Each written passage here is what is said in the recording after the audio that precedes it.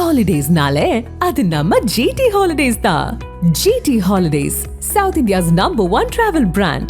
You know you are special when you're with GT Holidays. மருத்துவம் முதல் பொறியியல் வரை உங்கள் கனவுகளுக்கு சரியான முகவரி Indira group of educational institutions. Call 9841385858. நேயர்களுக்கு அன்பு வணக்கம். நேத்துக்கு காலையில இருந்தே நிறைய ஃபீடா இருக்கட்டும், நிறைய பேசுறவங்களா இருக்கட்டும், பேசுற அதிகமான ஒரு விஷயம் தனுஷ் அவர்களை பத்தி. விஜய் அவர்கள் மாதிரி இவரும் கட்சி ஆரம்பிக்க போறாரா அப்படிங்கிற ஒரு விஷயமுமே, கவுன்சிலர் எலெக்ஷன் எல்லாம் நிக்க போறான்ற மாதிரி நிறைய மீமெல்லாம் பாக்குறோம், நிறைய பேர் பேசி எல்லாம் போடுறாங்க. எந்த அளவுக்கு உண்மை எதிர்பார்க்கலாம் அந்த மாதிரி? நேற்று இந்த ரத்த தானம் நலத்திட்டம் அப்படின்னு நலத்திட்டம்னு எடுத்துக்கிட்டாலே நம்மளுக்கெல்லாம் வந்து ஓகே, அவர் தான் நெக்ஸ்ட் அப்படின்ற விஷயம் தான் தோணிக்கிட்டு இருக்கு. வரட்டுமே, ஜனநாயக நாடு, யார் வந்தாலும் நம்ம ஏற்றுக்கிட்டு தான் ஆகணும். ஸோ ஆனால் ஒரு சிலர் வரவேற்பு இருக்குது, அதை நம்ம ஏற்றுக்கிட்டு தான் ஆகணும். பல இடங்களில் வந்து முதல்வர் மாதிரி இப்போ இருக்கக்கூடிய முதல்வர் விஜய் அவர்கள் மாதிரி ட்ரை பண்ணுறாங்களா, தாவேக்கா மாதிரி ட்ரை பண்ணுறாங்களா, ஏன் தனுஷ் அவர்களுக்கு இப்போது இந்த வேலை, தனுஷுக்கு வந்து இப்போ என்ன அவசரம்? இப்போது முதல்வர் அவர்கள் தாவேக்கா இப்போ வெற்றி அடைஞ்சிருச்சு. ஒருவேளை அது தோல்வி அடைஞ்சிருந்ததுன்னா இனி வரக்கூடிய நடிகர்கள் இந்த அரசியல் கனவானது ஃபுல் ஸ்டாப் இருந்திருக்கும்.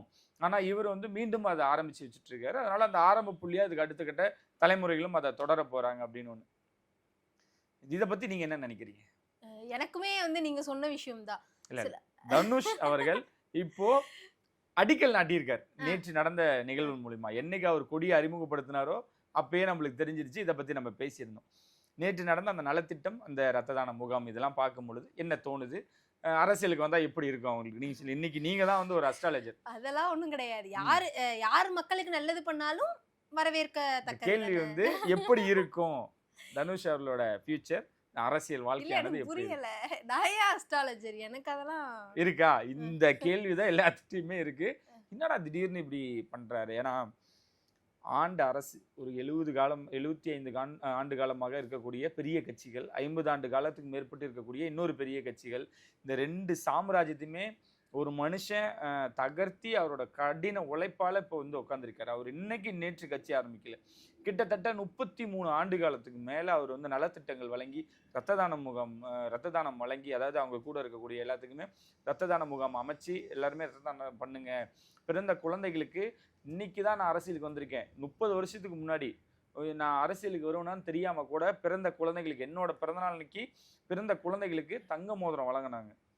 அப்போ இருந்து இப்போ வரைக்கும் நான் சொல்கிறேன், அந்த விலையில்லா விருந்தகம், அதுக்கப்புறம் ரொட்டிப்பால் திட்டம், நிறைய விஷயங்கள் நான் என்ன சென்னையிலேருந்து சொன்னாலும் கடை கூடி இருக்கக்கூடிய மாவட்டம் வரைக்கும் செய்யக்கூடிய ஆட்களை நான் தயார் பண்ணேன். 33 வருஷம் சினிமாக்காக நான் உழைச்சதை அதை விட இப்போ இந்த மக்கள் இயக்கத்துக்காக உழைச்சது அதிகம், மக்கள் இயக்கமாக நாங்கள் உழைச்சது அதிகம் அப்படின்ட்டு இன்னைக்கு வரைக்கும் அவங்க ரொம்ப ப்ரௌடாக சொல்லுவாங்க. இன்னொன்று சொல்லணும்னா, நேற்று தான் வந்து மக்கள் இயக்கம் தொடங்கின நாள், 2009 தொடங்கியிருக்காங்க. விஜய் மக்கள் இயக்கமாக தொடங்கப்பட்டுச்சு. ஸோ அவங்க அதை சொல்கிறேன், இன்னைக்கு நேற்று வரலிங்க. எனக்கு நல்லா தெரிஞ்சுமே சொல்கிறேன், இந்த மாதிரி யாரும் நீங்கள் சென்னையில் எடுத்துக்கங்களேன், இப்போ நம்ம சென்னையில் இருக்கனால சொல்கிறேன், டக்குன்னு ஒரு அசோக் பில்லரோ, நீங்கள் உங்களுக்கு எங்கே தோணுதோ ஒரு இடத்துக்கு போயிட்டு, இங்கே விலையில்லா விருந்தகம் எங்கெங்கே போடுறாங்க, அம்மா உணவகம் எங்கே இருக்குன்னு நீங்கள் தேடி போகிறீங்களோ இல்லையோ, விலையில்லா உணவகம் எங்கேன்னு போய் கேட்டிங்கன்னா ஒரு 50 பேர் இல்லை 100 பேர் டெய்லி சாப்பிடக்கூடிய ஆட்கள் இருக்காங்க. ஏன் இவ்வளோ தூரம் சொல்கிறேன்னா, அதுக்குன்னு இவங்களாம் வரக்கூடாதானலாம் இல்லை, அதுக்குன்னு இப்படிலாம் பண்ணிகிட்டு இருக்குமானோ நம்ம சொல்ல வரல. இப்போ இவர் தொடங்கியிருக்காரு, வரப்போகிறதுக்கான ஹிண்ட்டு தான் இதெல்லாம். ஸோ அவர் ஸ்பீச்செல்லாம் பார்க்கும்பொழுது அப்படி தான் இருந்தது. ஆனால் இவ்வளோ தூரம் அவர் ட்ரோல் பண்ணக்கூடிய அவசியம் இல்லை. ஏன்னா எல்லாருக்கும் ஒரு கனவு இருக்குது. இப்போ எனக்கு ஒரு அரசியல் கனவு இருக்கும், உங்களுக்கு ஒரு அரசியல் கனவு இருக்கும். நான் அந்த அதிகாரத்துக்கு வந்து தான் நான் பண்ணணுமா அப்படின்றதுலாம் இல்லை, இதுக்கு முன்னாடியே பண்ணலாம். நேற்று அதை தான் நடிகர் தனுஷ் அவர்கள் ரொம்ப தெளிவாக சொன்னாங்க. உங்களால் முடிஞ்ச நலத்திட்டங்களை வழங்குங்க, உங்கள் தெருக்களுக்கு, உங்கள் பக்கத்து வீடுகளுக்கு என்னென்ன வேணுமோ அதை வழங்குங்க. ஏன் அப்படி அவர் சொன்னார்னா, 33 வருஷத்துக்கு முன்னாடி ஒருத்தர் அடிக்கல் நாட்டிட்டாரு, இன்னைக்கு அவர் வந்து பெரிய பாகுபலி மாதிரி வளர்ந்துருக்காரு. மற்ற நடிகர்கள் எல்லாமே, சூர்யா அவர்கள் எடுத்துக்கலாம், ஏன்னா எனக்கு தெரிஞ்சு அந்த அகரம் தாண்டி மக்களோட கவனத்திலையும் மாணவர்களோட மேலே இருக்கக்கூடிய கவனத்திலையும் இவர் அடிச்சு கால இல்லைங்க. முதல்வர் விஜய் அவர்களாவது மக்கள் இயக்க வச்சு இந்த ஏழை எளிய மக்களுக்காக நலத்திட்டங்களும் அவங்களுக்காக உணவுகளும் வழங்கிட்டு இருந்தாங்க. இந்த மனுஷன் என்ன பண்ணுவார்னா, ஒவ்வொரு நடிகர்களாக வந்துடுவோம், நம்ம அந்த ஃபர்ஸ்ட் தனுஷை முடிச்சிருவோம். அவர் வந்து இப்போ ஆரம்பிச்சிருக்காரு. நேற்று பேசும்பொழுது அவரோட ஆக்ரோஷம்லாம் வெளிப்படுத்தினாரு. நல்லா இருந்து, ரொம்ப நல்லா இருந்துச்சுங்க நேற்று ஸ்பீச்.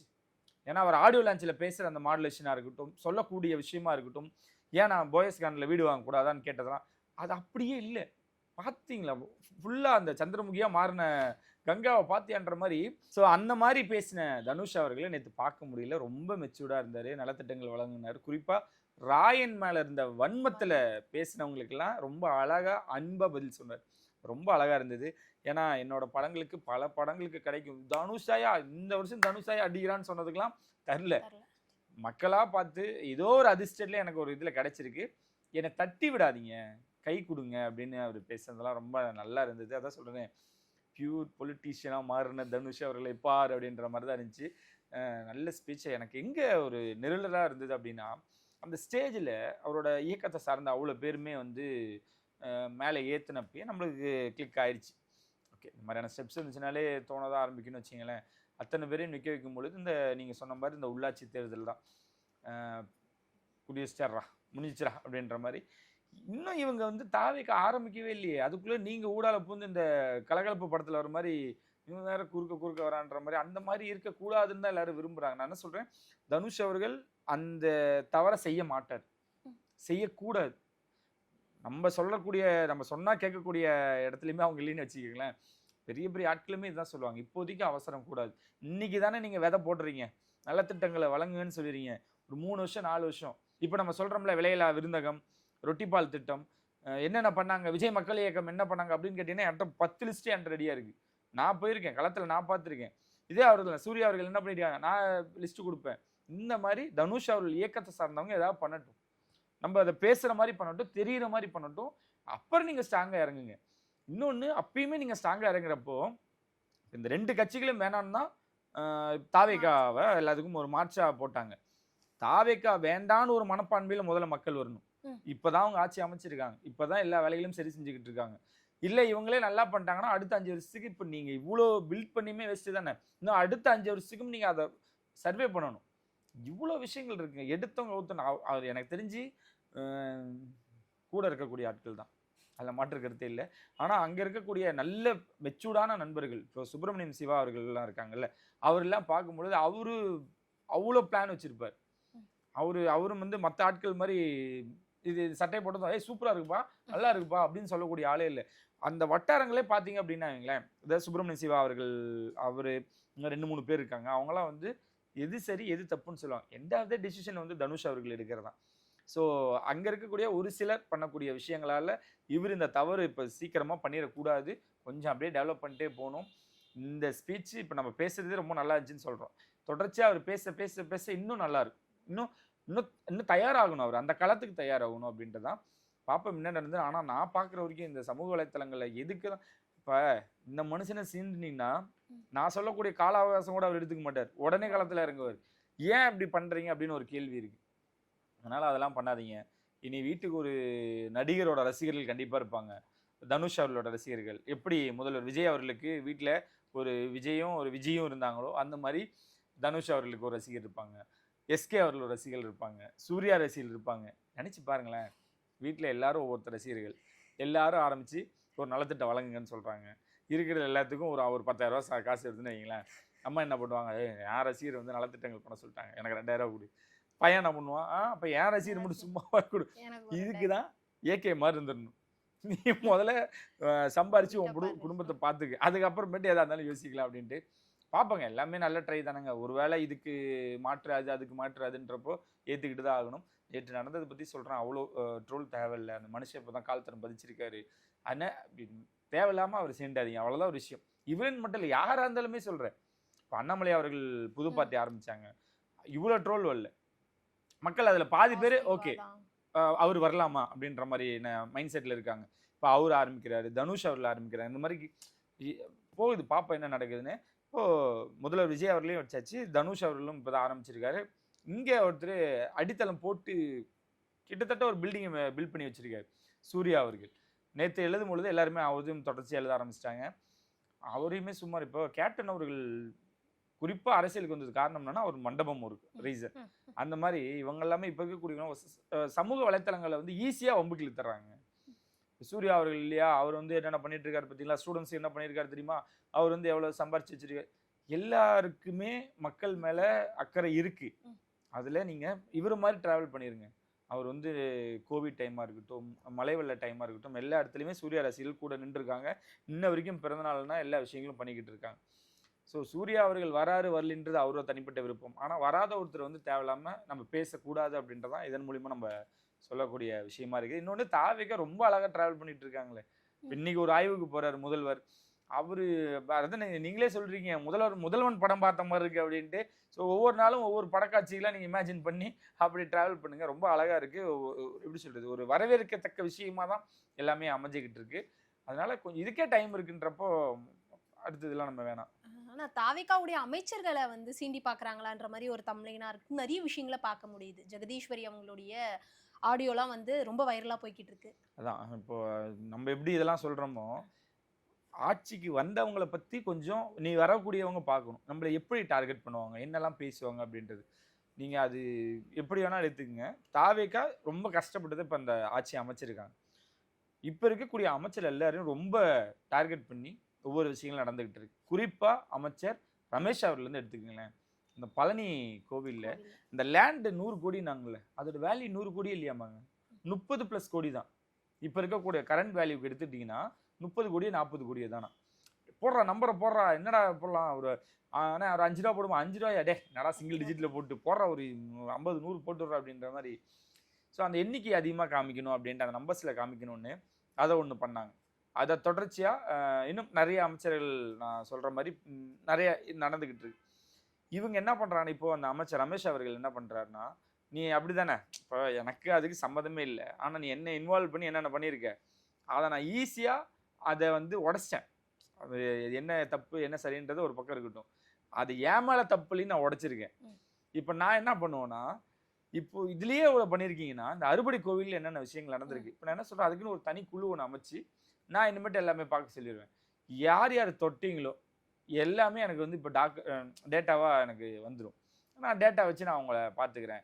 ஒரு சின்ன பையன் சட்டமன்றத்தில் எந்திரிச்சு நின்று பேசுகிறான், அவனோட செயல்பாடுகள் நல்லா இருக்குது, ஒரு சின்ன பையனால் இவ்வளோ தூரம் முடியுதா, இவ்வளோ தூரம் மாற்றங்கள் முடியுதா, கோவிலில் விஐபி தரிசனத்தை வந்து கட்டுப்பாட்டில் வச்சுருக்காரு, அதுக்கப்புறம் ஏழை எளிய மக்கள் வந்து உள்ளே போனாங்கன்னா சாப்பாடு தண்ணி இல்லாமல் வெளியே வரக்கூடாதுன்னு ஒவ்வொரு விஷயங்களும் நான் பார்த்து பார்த்து பண்ணிகிட்டு இருக்கேன்.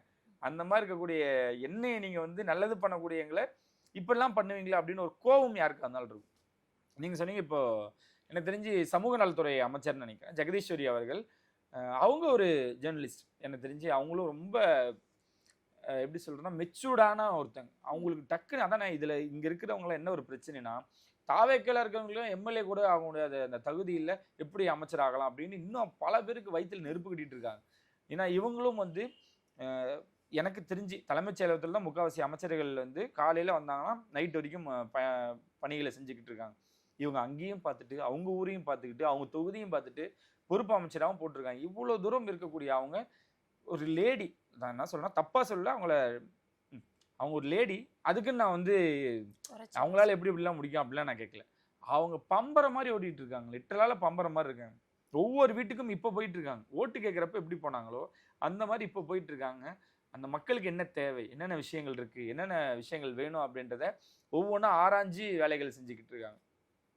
இந்த ஆடியோ விவகாரம் அப்படின்றது அவங்க தரப்புலேருந்து சொல்லியிருக்காங்க, இது முன்கூட்டியே நடந்த ஒரு விஷயம் அப்படின்னு. என்ன அவங்களுக்கு அந்த அதில் ஆடியோவில் நீங்கள் கேட்டிங்கன்னா தெரியும், அது தப்பான வார்த்தைகள் அதில் இல்லை. ஆனால் அவங்க என்ன எல்லாருமே எப்படி சொல்லிட்டு இருக்காங்கன்னா, இவங்க வேற மாதிரி அது பேசியிருக்காங்க, மிரட்டல் தோனியில் பேசியிருப்பாங்க. அண்ணாச்சின்னு தான் பேசியிருப்பாங்க. அண்ணாச்சி சொல்லுங்க அண்ணாச்சி, அவன் எப்படி என் தொகுதியில் வந்து வேலை செய்யலாம், நான் இத்தனை வருஷமாக நான் ஒரு கோட்டை கட்டி வச்சுருக்கேன், நான் இவ்வளோ வேலைகள் செஞ்சு வச்சுருக்கேன், ஏன் தொகுதியில் வந்து கேட்கறதுக்கும் இது பண்ணுறதுக்கு என்ன இருக்குது அப்படின்றப்ப அந்த ஆதங்கத்தின் மூலயமா அவங்ககிட்ட பேசிட்டு இருக்கும் பொழுது, ஆமாம்மா நான் பண்ணுறது தப்புன்னு நானும் சொல்லிட்டேன், நீங்களும் ஒரு வாட்டி சொல்லிடுங்க. ஆப்போசிட்டில் பேசக்கூடியவர் தான் நான் வாட்ஸ்அப்பில் வேறு பேசுங்கன்னு ஒரு ஹிண்ட் கொடுக்குறாரு. இந்த அம்மா எதுக்குமே பயப்படல. அவங்க பயப்படுற மாதிரி இருந்தால் பேசியிருக்க மாட்டாங்க. ஏன்னா இவங்களும் அதில் நார்மல் காலில் தான் பேசியிருக்காங்க போல. அப்படின்றப்ப இவங்க ரொம்ப தெளிவாக சொல்கிறாங்க, இல்லை அண்ணாச்சி எனக்கு பயங்கரமான கோவம் வருது, இப்பெல்லாம் பண்ணானா நான் அப்புறம் உள்ள தூக்கி வச்சிருவேன் அப்படின்னு, கேஸ் கொடுத்து நான் உள்ள தூக்கி வச்சிருவேன்னு தான் சொல்கிறேன். நம்ம மறுபடியும் சொல்கிறேன், அவங்களுக்கு சொம்பு தூக்கி வைக்கல, அவங்க அவ்வளோ பெரிய ஆள் இல்லைன்றத இது மூலியமாக நம்ம சொல்கிறோம். ஏன்னா அவங்களுக்கு வந்து நல்லது செய்யணும், அது யார் செஞ்சாலும் தப்பு இல்லை.